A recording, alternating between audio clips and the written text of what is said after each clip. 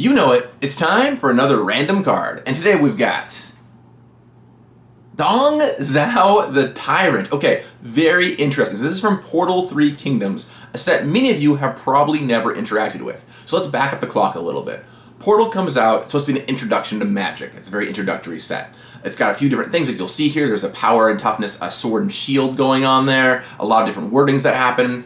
And then Portal Second Age comes out. Both of them go over, well, I'd say medium at best. But a little while later, there's a decision made, let's try something new. Let's make a version of this that is focused on a different audience. Let's make a version that might do really well in China. So they try out something new.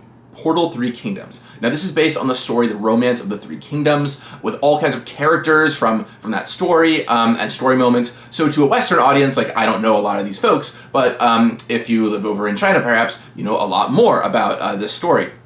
And so they made the set, and it was mostly printed in Chinese, so the most common versions of these cards are in Chinese, but some English language ones were made for certain regions, especially I believe Australia got the most of them, being technically in the APAC region over there. So it's a very unique kind of time capsule of Magic, and an experiment that we ran there. We would repeat it one time kind of with the Global Series decks, if you all remember those, but that's a whole different story for another video.